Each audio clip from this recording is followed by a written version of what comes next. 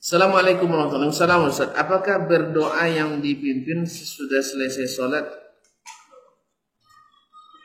jamaah termasuk gulu dalam ibadah? Nah, termasuk gulu.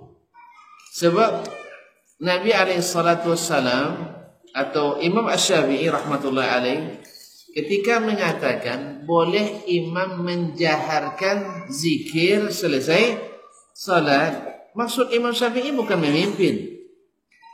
Maksud Imam Asy-Syafi'i adalah untuk mengajar, bukan memimpin. Kita salah paham sebenarnya dengan pendapat Imam Asy-Syafi'i.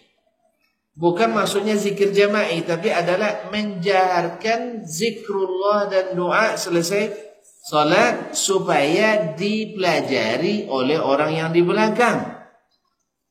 Makanya tak ada sejarahnya Imam Syafi'i memimpin doa, kecuali doa-doa yang dipimpin dalam sunnah seperti doa istisqa atau doa khutbah Jumat atau istighatha atau al-istisha, minta antin hujan. Kalau hujan tawil tak tahu lah kan? Minta antin hujan, istisha atau qunut dalam solat witir. Nah, ketika solatnya witirnya berjamaah seperti di bulan Ramadan, itu dipimpin. Tapi selesai solat berjamaah tidak.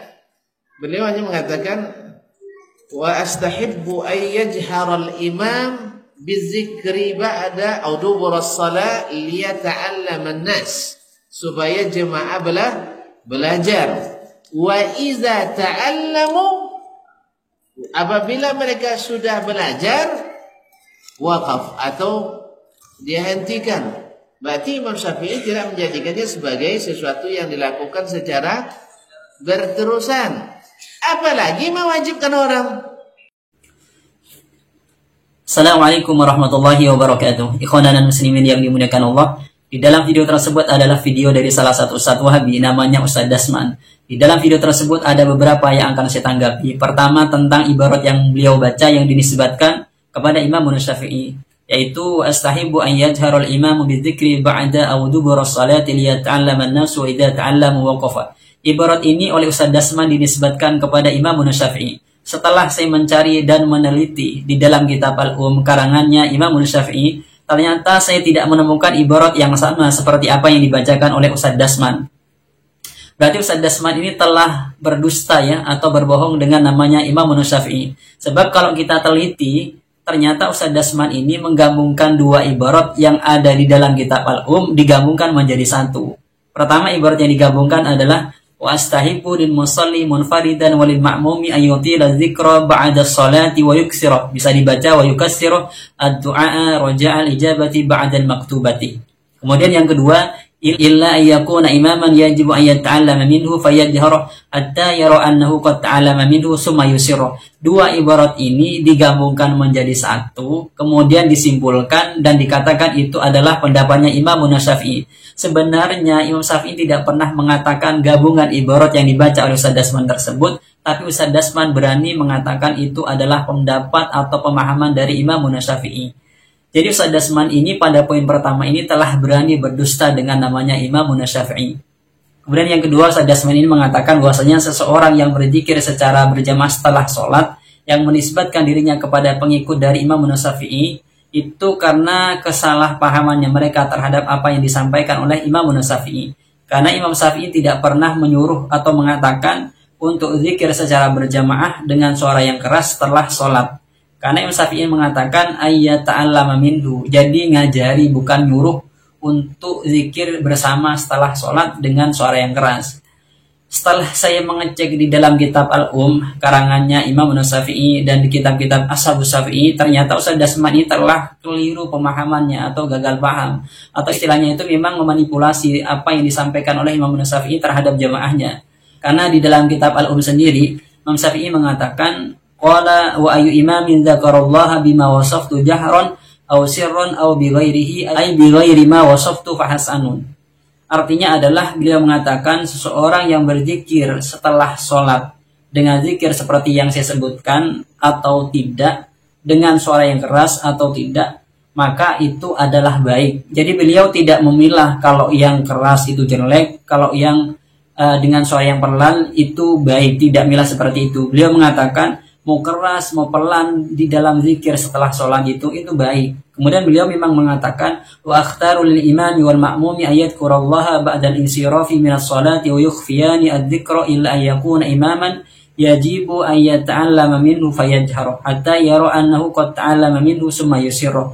Beliau mengatakan yang saya pilih seorang imam dan makmum apabila ingin berzikir setelah sholat maka zikirnya itu dengan suara yang pelan, kecuali seorang imam yang wajib makmumnya belajar darinya, jadi imam tersebut mengeraskannya. Dari ibarat ini menunjukkan atau tidak menunjukkan bahwasanya seseorang yang berzikir dengan suara yang keras itu tidak baik. Cuman beliau mengatakan kalau imam itu nggak melankan suaranya, akan tapi dikeraskan agar makmumnya itu mengikuti imamnya tersebut. Itu ya di dalam ibarat al-um. Juga Imam Syafi'i mengatakan qala Syafi'i wa ahsabuhu innama jahra qalilan liyata'allama an-nasu minhu. Imam Syafi'i mengatakan kalau bahasa kita menurut saya itu dikeraskan dengan suara yang pelan. Jadi jangan terlalu keras agar makmum ini mengikuti. Jadi di dalam kitab Al-Um sendiri ini tidak menunjukkan atau tidak ada bahasa dari Imam Syafi'i kalau yang zikir dengan suara keras setelah sholat itu tidak baik. Beliau tetap mengatakan itu baik. Jadi dalam artian begini, seseorang yang zikir secara berjamaah setelah sholat, Imam Syafi'i mengatakan itu baik. Jadi begitu ya di dalam kitab Al-Um.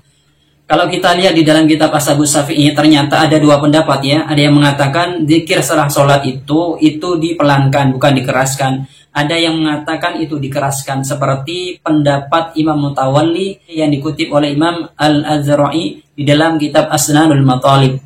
Beliau mengatakan qala wa fi kalamil Mutawalli wa ghairihi ma yaqtadi istihbab raf'il jama'ati as-sawta bi dzikri daiman wa huwa dhahirul ahadisi. Beliau mengatakan bahwasanya zikir secara berjamaah setelah sholat itu dengan suara yang keras selalu dikeraskan suaranya. Itu menurut dohir daripada hadis tersebut. Jadi menurut Imam Mutawalli ini zikir setelah sholat dengan berjamaah itu ya dikeraskan bukan dipelankan. Karena dohir daripada hadis tersebut ya seperti itu, dengan dikeraskan bukan dipelankan. Kemudian kalau kita lihat di dalam kitab Al-Mawsu'ah Al-Fiqhiyah di sini dijelaskan wa dhahaba ba'du salafi ila annahu yustahabbu raf'us sauti bi takbir wa dzikri aqibal maktubati. Sebagian ulama salaf mengatakan bahwasanya zikir setelah sholat itu atau takbir setelah sholat itu dengan suara keras, bukan dengan suara yang pelan. Jadi sebagian ulama salaf itu mengatakan bahwasanya zikir setelah sholat itu dengan suara yang keras, bukan dengan suara yang pelan. Di sini juga ada ibarat wa aqwalul ulama'i alladzina ikhtalafu fil mufadalati bainal israri bidzikri wad du'a'i wal jahri bihima. Adapun pendapat-pendapat ulama yang berbeda mengenai afdoliyahnya zikir setelah sholat dan doa setelah sholat, apakah doanya itu dan zikirnya itu dikeraskan atau dipelankan, anna dzalika yakhtalifu bihasabil ashkhasi wal ahwali wal awqati wal aghrad.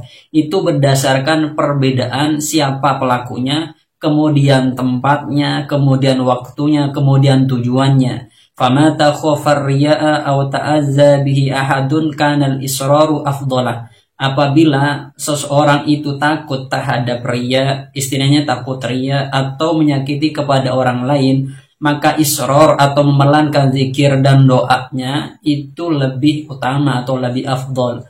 Wa mata faqada ma dzukira kanal jahru afdalah. Adapun ketika tidak ada riya, tidak ada ta'adda terhadap orang lain, maka dikeraskan itu lebih utama. Jadi kesimpulannya adalah Ustadz Dasman ini telah berani berdusta dan berbohong atas nama Imam Syafi'i. Kemudian seseorang yang menisbatkan dirinya yang zikir setelah sholat secara berjamaah dengan suara yang keras kepada madhab atau kepada pengikut dari Imam Syafi'i itu benar, karena di dalam kitab Al-Um sendiri Imam Syafi'i mengatakan zikir secara keras, zikir secara pelan itu bagus. Kemudian di Ashabus Syafi'i itu ada perbedaan pendapat tentang afdoliyahnya. apakah zikir setelah sholat dan doa setelah sholat itu dikeraskan atau dipelankan. Jadi perbedaannya itu bukan di dalam ini bid'ah dan ini sunnah, akan tapi perbedaan yang benar itu adalah dalam afdoliyahnya, apakah afdol itu dikeraskan, apa afdol itu dipelankan. Jadi lihat situasinya atau lihat kepada auratnya. Jadi kalau disimpulkan mau keras mau pelan itu sama-sama bagus, diperbolehkan. Tinggal nanti lihat tarot tubul asarnya seperti apa.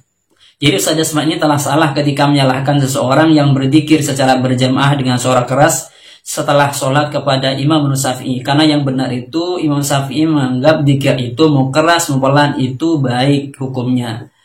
Mungkin ini yang bisa disampaikan. Semoga video ini bisa memberi pencerahan bagi teman-teman dan bisa menambah referensi teman-teman, khususnya bagi teman-teman Wahabi dari saya. Semoga ini bermanfaat. Assalamualaikum warahmatullahi wabarakatuh.